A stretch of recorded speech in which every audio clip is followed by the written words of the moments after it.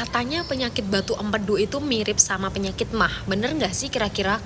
Nah, di mana kita tahu ya bahwa penyakit MAH itu sakitnya kalau telat makan atau kalau belum makan.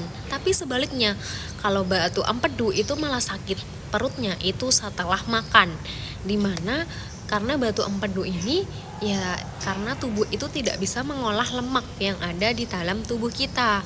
Nah, ini biasanya diderita sama siapapun, bisa kena siapapun, dan dimana ini penyakit ini terjadi pada kakak saya, dimana kakak saya itu waktu itu ya bukan sorry, asam lambung. Nah, kakak saya itu asam lambung, memang dulu ada riwayat asam lambung, dan di situ dibawa ke RS, itu didiagnosis bahwa asam lambung. Nah, kakakku akhirnya minum obat di situ, obat asam lambung. Nah, padahal itu udah minum berapa ya, hampir banyak kok minum obat asam lambungnya itu, tapi nggak sembuh juga, jadi tetap sakit perut. Nah, posisi di situ karena kita khawatir juga, keluarga khawatir, akhirnya dibawa ke RS lagi, tapi di RS yang berbeda. Nah, di situ di USG, dan ternyata kakakku terkena batu empedu, dan posisi di situ kata dokter itu udah lumayan parah, dan harus kalau bisa misalkan sebulan ke depan itu nggak membaik, itu harus dioperasi.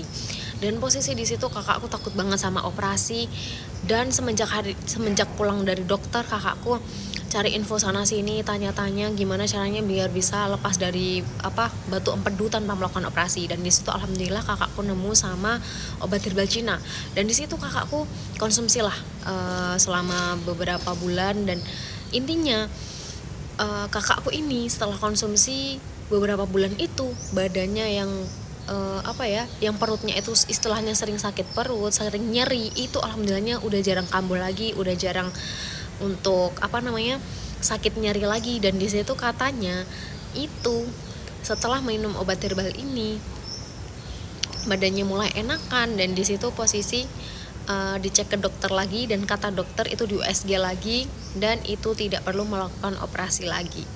Jadi begitu kisah dari kakak saya.